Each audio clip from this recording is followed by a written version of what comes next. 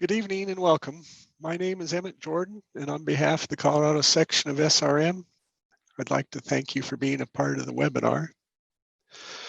I also would like to thank the Colorado State Land Board, West Greeley Conservation District, and Western SARE for their financial support, and Bonnie Butte Seed and the Colorado State Conservation Board for their contributions. A special shout out to Noah McCord from the Conservation Board, who has worked countless hours as the producer of this webinar series. And I can't thank you enough, Noah. A couple of housekeeping items before we get started. During tonight's webinar, please use the Zoom Q&A function at the bottom of your screen to submit questions for the panel or to make comments. Everybody will be able to see your questions and comments, and we'll get to as many of them as we can.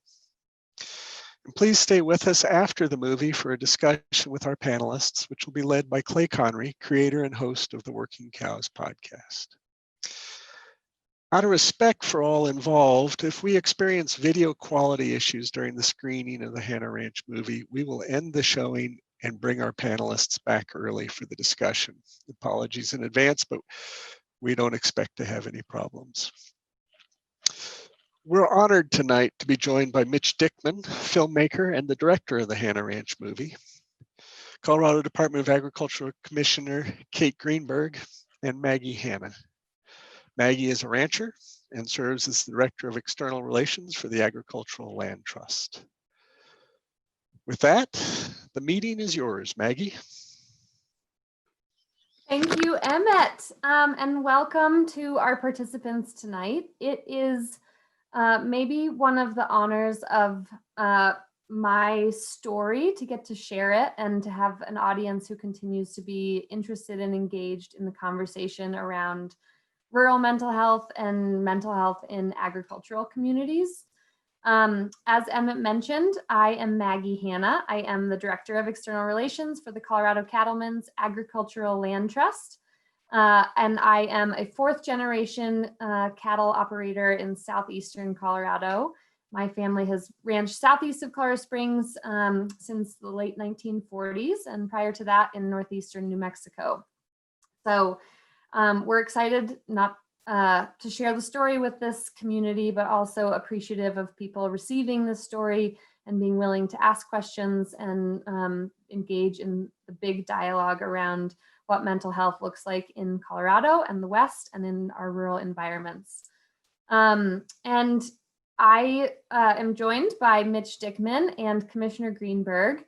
I think it speaks volumes to Commissioner Greenberg's commitment to rural mental health and ag communities that she's here with us tonight after, I think, maybe being evacuated by fires today. So just know that this is a huge value to her and that she's here with us tonight. So thanks, Commissioner Greenberg, and thanks, Mitch, for joining us, and thanks, Emmett, for making this a possibility for your community.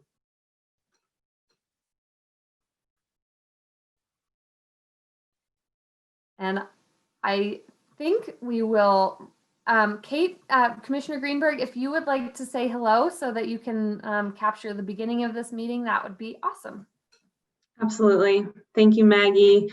Thank you so much for having me here tonight. This, as Maggie mentioned, it's been quite a day here along the Front Range with these fires, but it felt even more relevant to be here tonight talking about rural mental health and all of the pieces of rural life that keep us connected and keep us whole. And so much of that is being felt right now with so many producers out with their horse trailers trying to move cattle out of harm's way, and what that means for rural communities across the state. So thank you again for the invitation. It's a real treat to be here with Maggie and Mitch and the crew. I have such respect for the work and story that they carry forth into the world. At the Department of Ag, we are very conscious of the impact of mental health on our rural and agricultural communities. This has been work that we've been doing for a number of years, and we've really doubled down this year, expanding our outreach across rural Colorado. I guess today's feeling pretty raw. Just like I mentioned, so many folks are living pretty stark reality when it comes to you know, responsibility across agriculture, across rural Colorado. Of course, that's why we're in it. We love this work. We love our communities, and people show up for each other. You know, I'm thinking about the fires today and how people they drop everything that they're doing. They show up for each other. They have each other's backs, whether they are friends or not, whether they know one another or not. You know, our community shows up when we need it. And in thinking about that as it applies to mental health, I think we're trying to really push a similar quality of community, right? That, you know, no matter what, as we always say, no matter what you're going through, you don't have to go through it alone.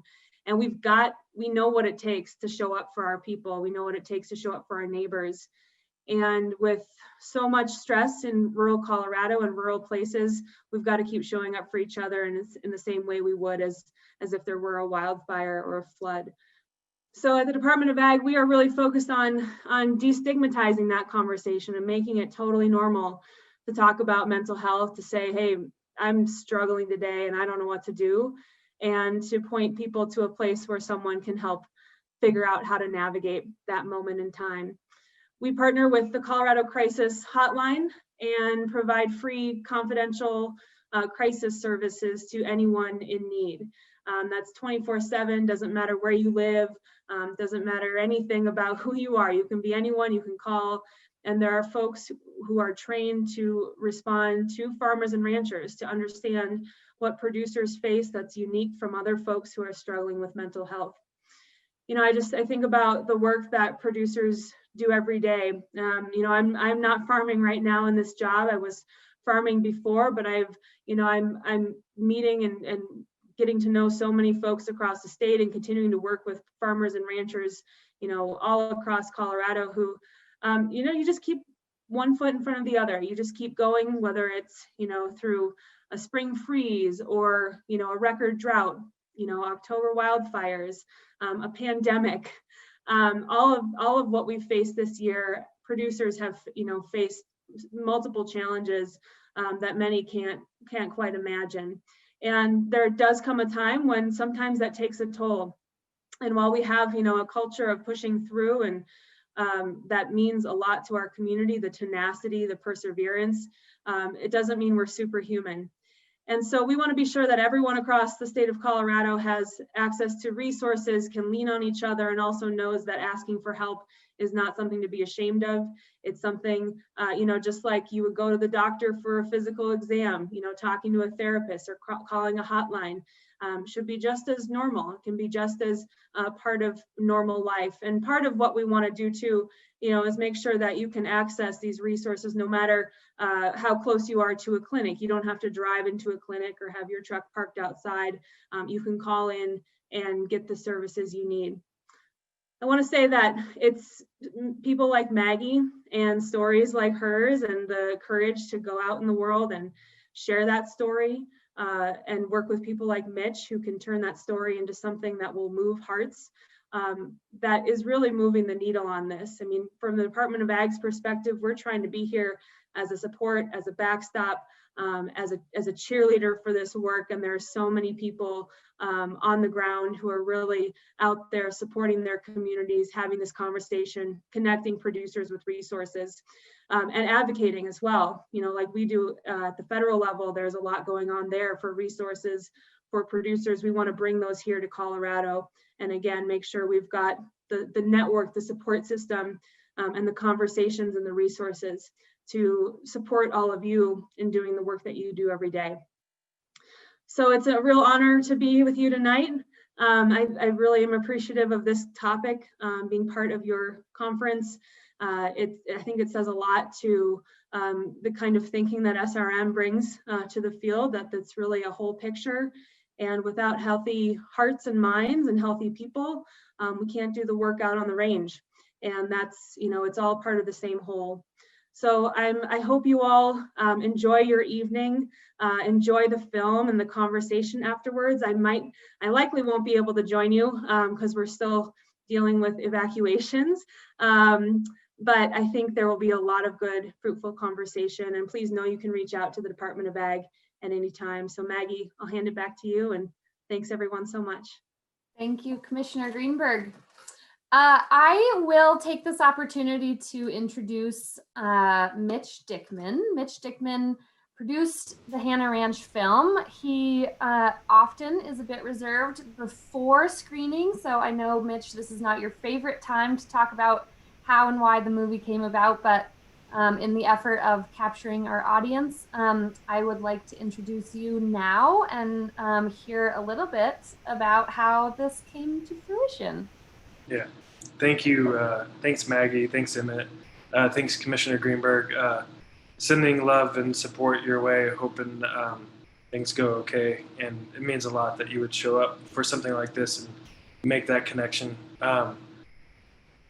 This started 12 years ago. Like, that's crazy. And I'm learning tonight, that's the beautiful thing about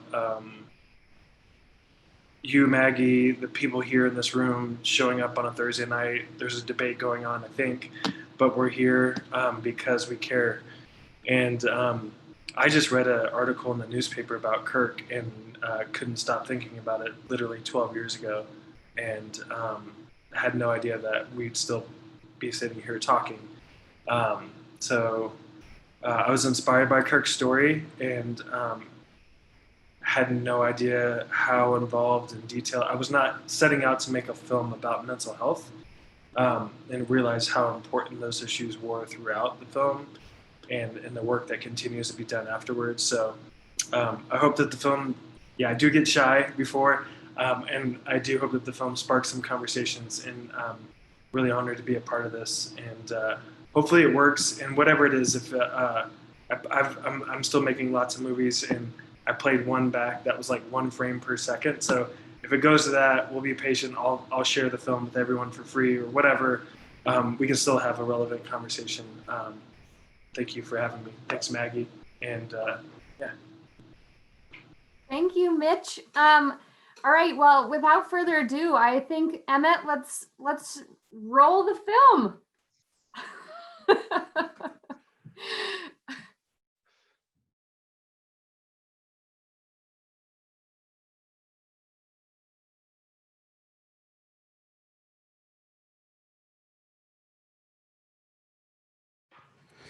Well, very, very good. Very much appreciate that opportunity to view that documentary.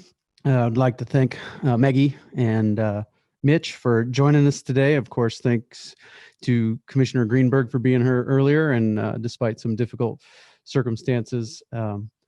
Maggie, I'll start out with you, and just really, really appreciate you being here this evening. What have you seen the fruit of your dad's work be as you have ventured into the Colorado Ag Land Trust and some of those things? How have you continued to see the fruit of that work that he started with the conservation easements going forward into today? Thanks, Clay. Thanks, everyone, for sticking it out through the whole thing. I'm impressed we still have full attendance. I am maybe like just a little overboard in answering this question, but I literally live and breathe the fruits of his life and labor. He was a founding member of the Colorado Cattlemen's Agricultural Land Trust, of which I serve as a director of external relations today. I have the opportunity to operate a 4th generation cattle operation that is in fact conserved. So I get to live and work that on both sides of the fence. We operate with a lot of his original philosophies. I did, with some help from NRCS and a couple good neighbors, redesign his fencing program, but things change over 25 years. But I mean, I have the opportunity to really live out a huge part of, I think, his vision. I am conflicted all the time if I am doing it well or in the fashion that he would have chosen for me, but he is relevant in every part of my life today. And I think, and Mitch and I talk about this a lot, but I think one of the things that we sometimes forget to do around the community members that we lose along the way is celebrate them and bring them forward into our future. And one of the things that was both really challenging for the family to overcome in terms of agreeing to go through this process with Mitch and his team, but I think has been a huge gift, is that it gave life to this person that I knew as a child, but now have the opportunity to kind of learn as an adult and understand. And I think one of the really special parts of this history is that I still have the opportunity to work with a lot of the people that were in the film, that were working alongside him in the mid-90s. So he is relevant.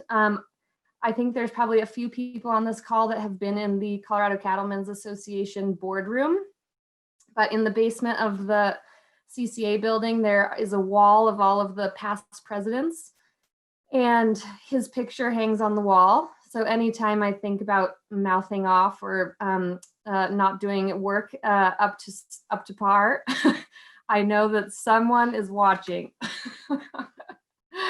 Good. Yeah. So I did notice the fencing. There was a lot of wood posts and many strands of barbed wire fence involved. Yes. So we've done some updates, but not fully. So the people who drive down the road might question it. Gotcha. Yeah.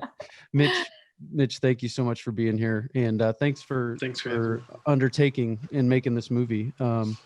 This documentary, very, very powerful. Very much necessary. What was it about Kirk's story that drew you? That article that you mentioned in the introduction. What was it about Kirk's story that drew you in? I mean, the original story. Sorry for the dogs barking. You know, the idea of an eco cowboy. I'm interested in kind of the unexpected, and I think that's really what drew me in. I was like, what? That doesn't make sense. I need to learn more. I need to find out more. And, you know, my industry is not great sometimes of dealing with tragedies. And that was a learning process for me as far as the tragic story. I obviously knew that at the time, but didn't know what part of the film that would be. And that's why I'm grateful to the Hannah family that, you know, very quickly upon meeting Anne, it's not in my nature to try to exploit or sensationalize anything like that, but I actually originally pitched a fiction film based on the idea of that, and she's like, oh hell no, you know, pretty much was like, that's not going to work. And she rolled out all those newspaper articles on the floor, and I was like, she's like, you can make a documentary. And so it just became this process and this collaboration of like, really, I became a better filmmaker. I learned so much through the process, and got to know Kirk throughout the film, through finding the footage, through working with Maggie, that it really continues to be a learning process that I'm forever grateful for. Yeah, that footage, all the home video stuff was just a treasure trove of content for you. Yeah, I mean, we had a story before, but you know, we didn't really have a movie. And I'll never forget the day we found two different batches. One was the Super 8 film and the old Frost House, right, Maggie? Is that what you guys refer to it as, the big house?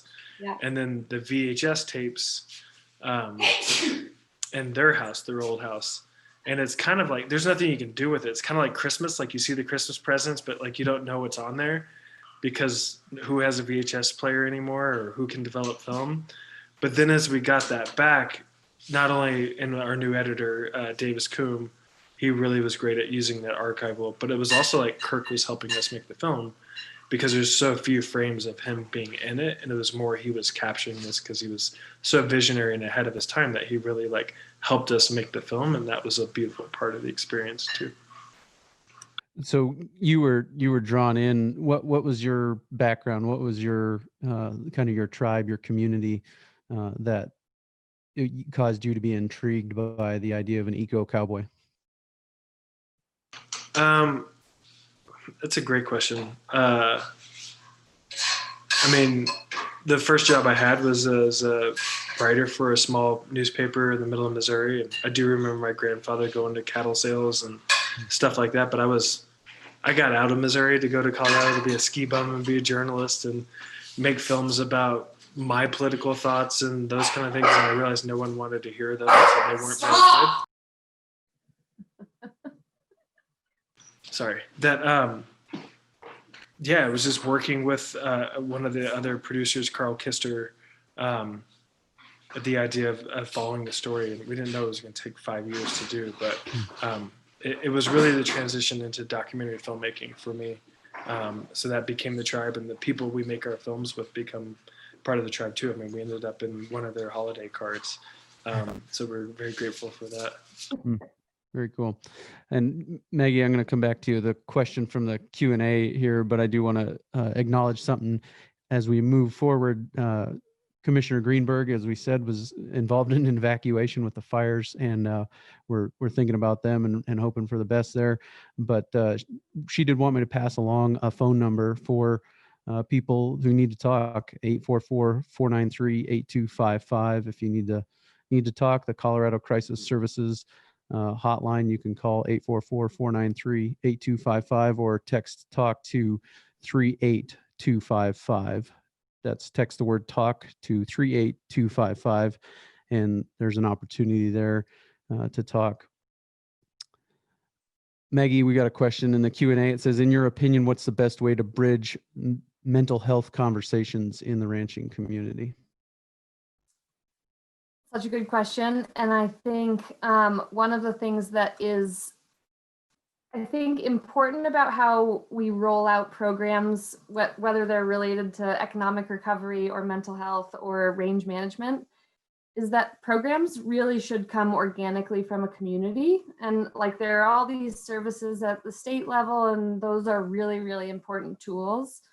But like the community that I come from, I think we have the ability to check in on each other. And I think because of my experience and the fact that the community around me shared part of that, we have a tolerance for checking in on people and making sure, like, hey, are you doing okay? Are you sure you're doing okay?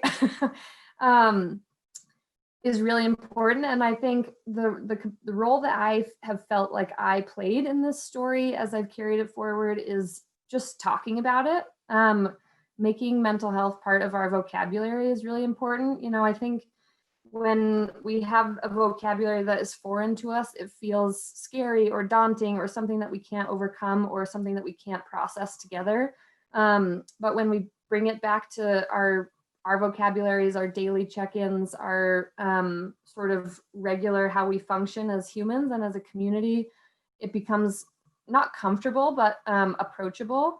And I think that's the place that we really need to get. I think just to follow up on Commissioner Greenberg's telephone number that she referenced, the Department of Ag has done a lot of work in terms of getting resources out organically into communities, like through veterinarians or, range folks or our field staff, our state field staff, our extension offices. I think they have done a really good job of equipping everyone with the ability to have conversations that are bigger and broader. And I think just, how do we have this conversation? I think we have to show up for people and just keep showing up. Even when they say, not today. And I think that there's always this kind of conflict. Am I the right person to have this conversation?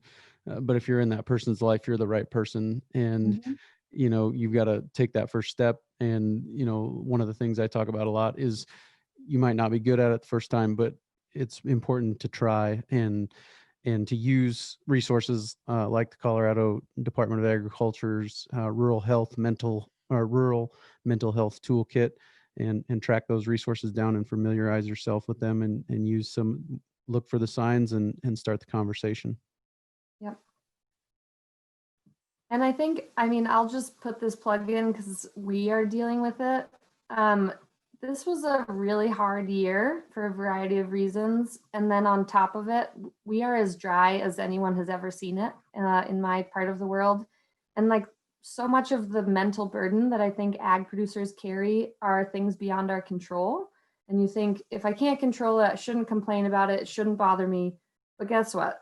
It does. It's really hard. It's really scary. It's scary to not see a path forward. And I think knowing that we are in these scenarios together, and like our independent operations are unique and they're different, and we have different family challenges, but like there is a shared experience in this particular community that is beyond what many communities have the privilege of sharing. So we're in this rough water together. Yeah.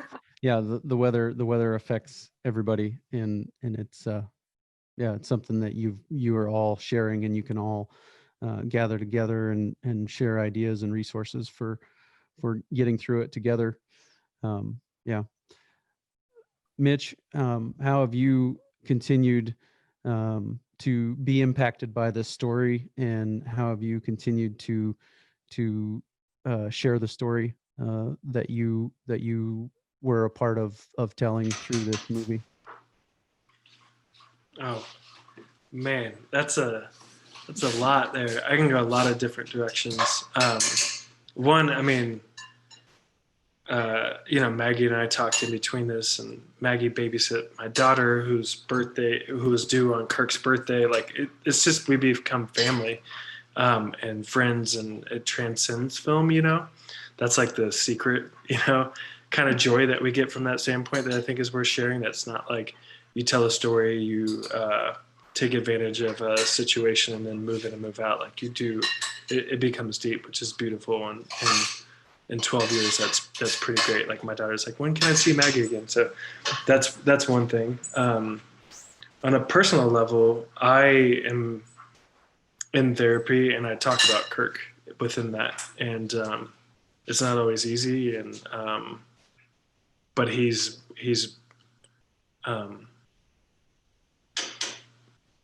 it's hard to put into words. So it's something I'm still working through, and something that I relate to now more probably than even when I did when I was making the film.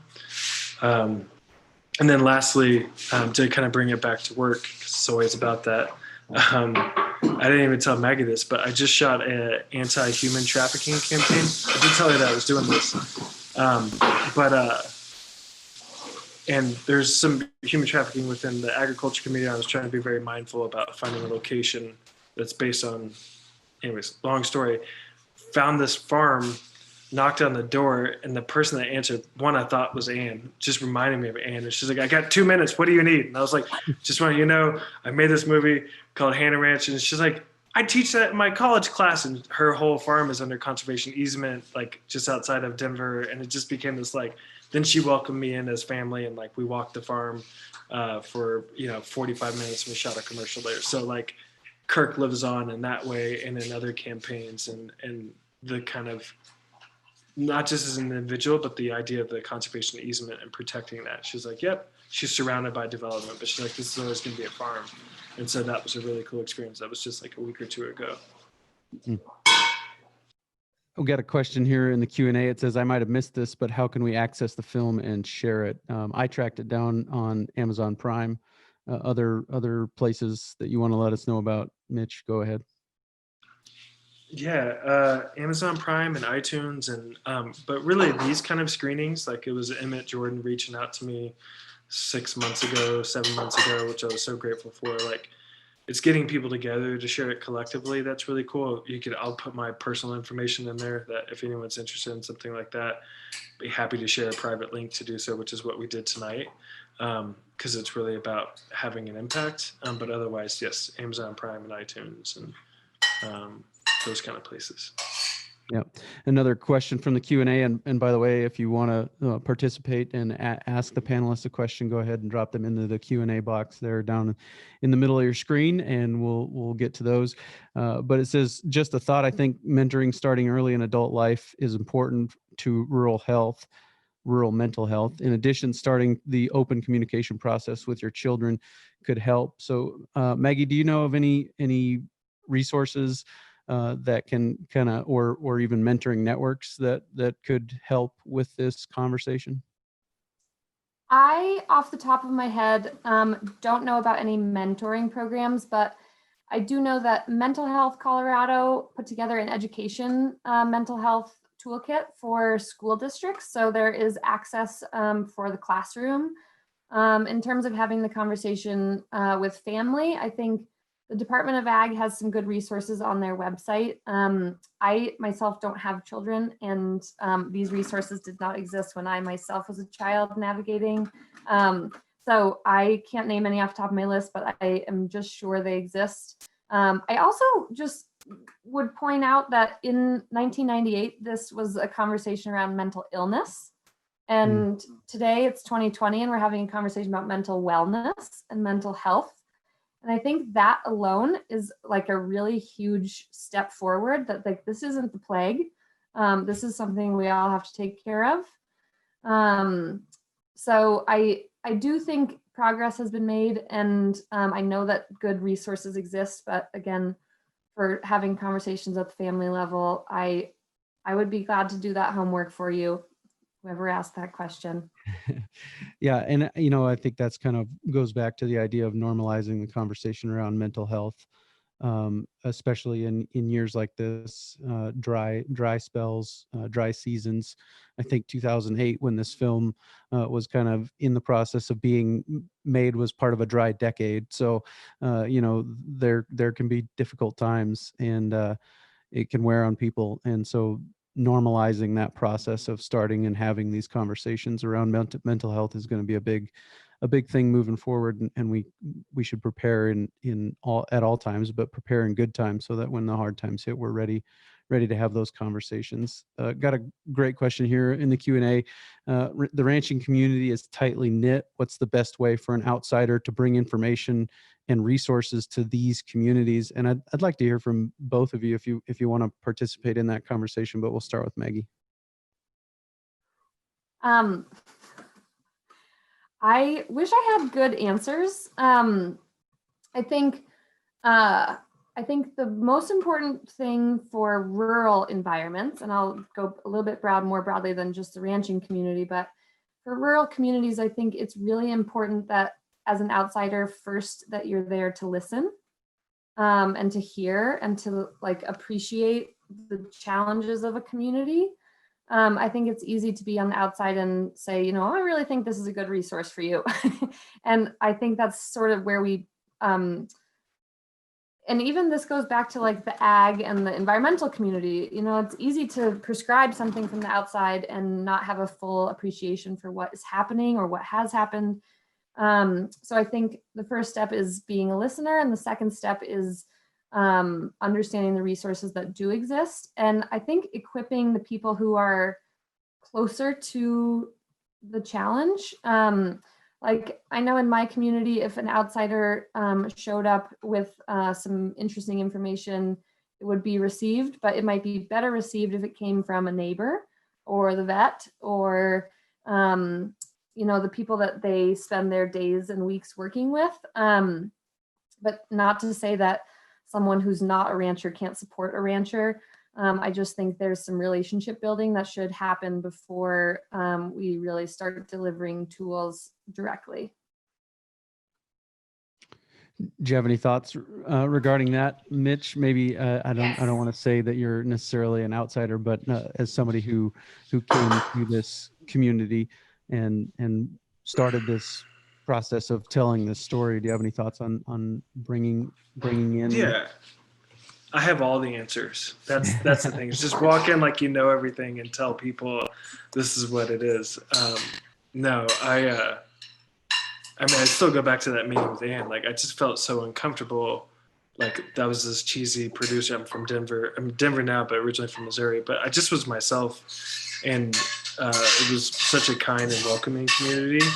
And it's almost like Maggie's like on brand. My company is called Listen Productions. And that's like a fundamental ethos of there is nothing to say or to do, but there is asking questions. And I think if we ask questions and listen versus tell people what we think is right, we're definitely in that mode right now. So I fundamentally agree with that. And there's just so many talented and smart people that are specialized in certain things. So partnering and networking. And as Maggie was saying from the beginning, that like we're in this together. So not feeling like you have to save everything yourself or have the answers, and that it's okay to question stuff. I think I'll just add Southeast Mental Health Program had a campaign a couple years ago about the fact that we, are we keeping an eye on our neighbors like we keep an eye on their cattle? Like we know when our neighbors' cattle are on the road or when someone has driven through the fence. We know when water is off, like we are paying attention to these communities on a pretty intricate level. And are we paying attention to each other on that level? I think is the charge we should all take to like, we owe it to each other to take care of each other if this is going to work. And whether you're an insider or an outsider to the ranching community, like we kind of owe that as humans. Just when things are off, you have a gut reaction. Yeah, and I think it's part of that personal responsibility of educating yourself so that you can see the signs in people who are close to you and in people who aren't close to you, and then caring enough about your fellow human to initiate an uncomfortable conversation. What are some of the other thoughts that you would like to share, Maggie, with those who are tuning in, who might watch this later at an archive time?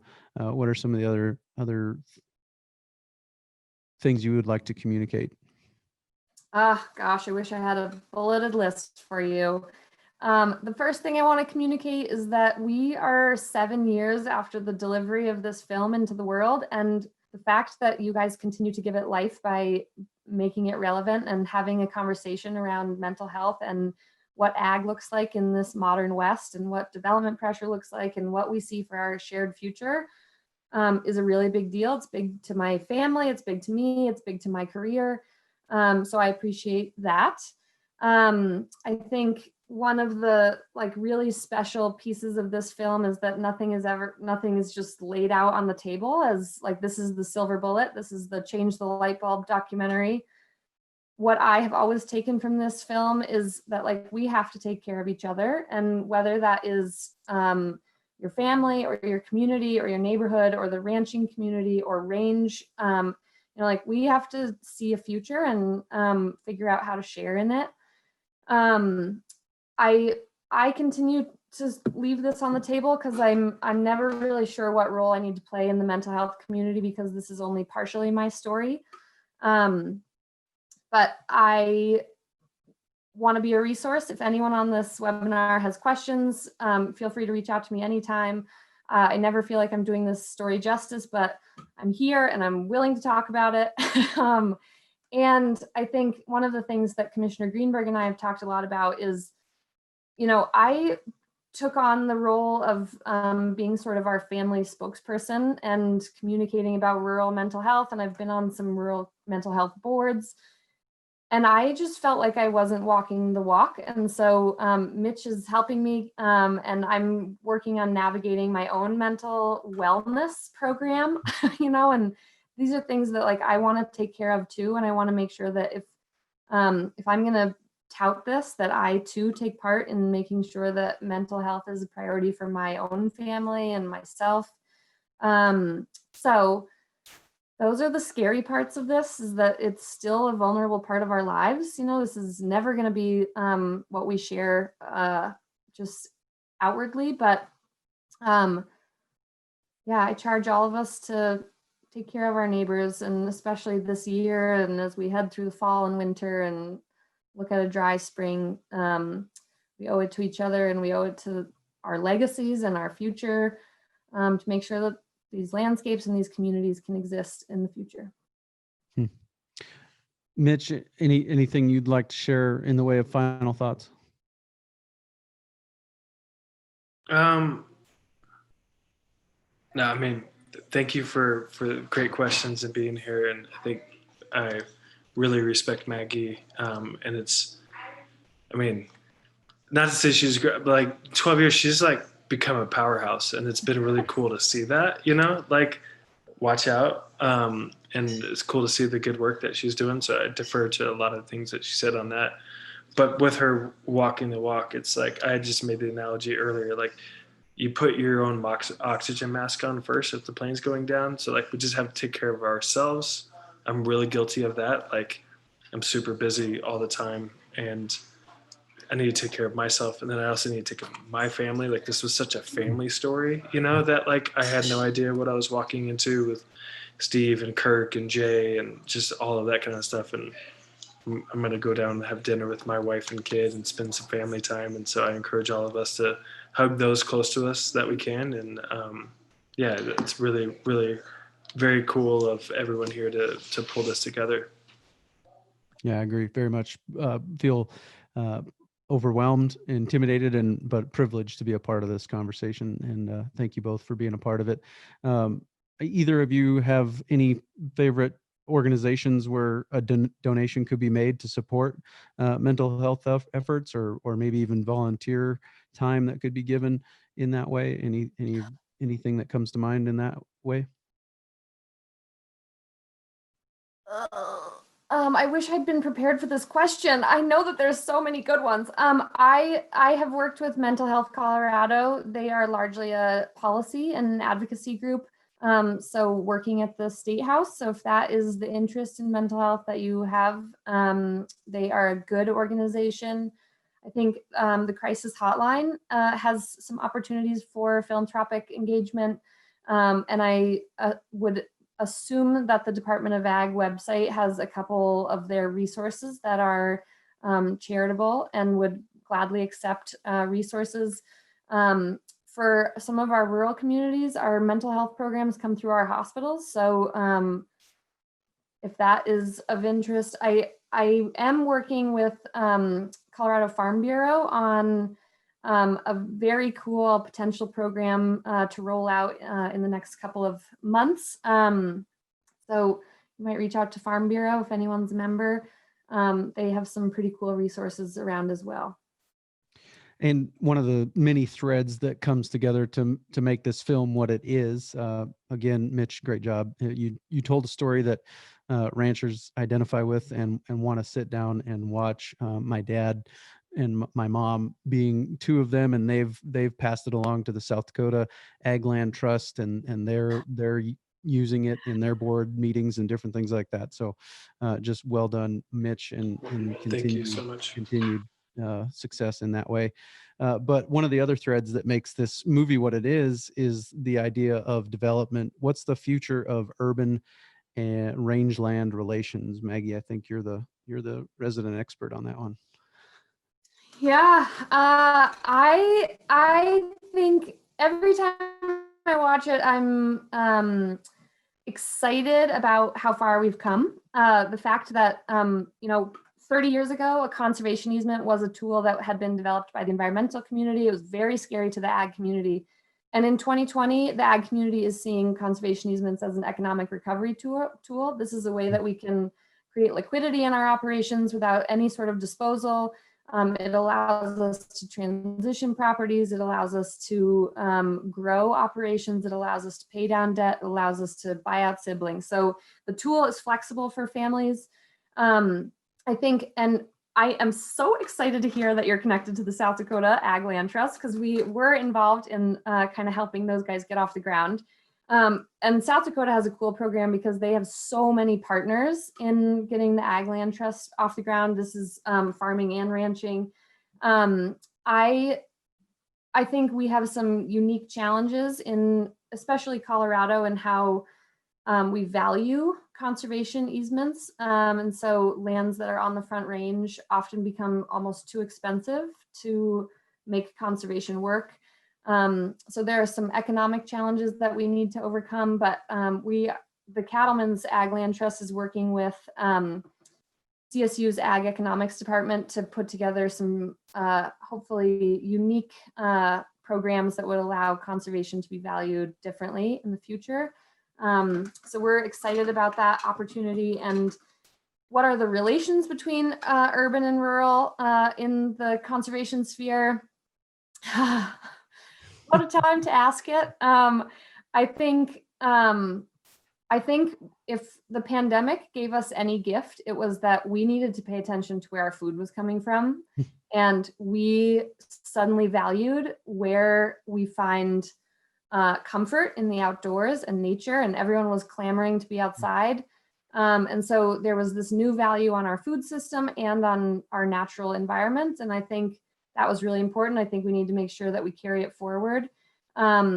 But I also think we have some like really deep challenges, and like in the state of Colorado, we have some ballot initiatives that will serve really to just drive a wedge between rural and urban communities just based on population bases. And I'm nervous that that is just not a place that creates trust and respect in a way that I hope it did, but it doesn't. So I think there's a lot of things to be hopeful and excited about in terms of our relationships across rural and urban boundaries, but I think we have plenty of work to do. And if that was from an urban person, thank you so much for being here. It was from a rural person, find an urban friend. Yep. Share your story. Yeah. So Larry Stomprud, who was a former director of the South Dakota Ag Land Trust, is my neighbor, and I'm a member of the South Dakota Farm Bureau Young Farmers and Ranchers Committee.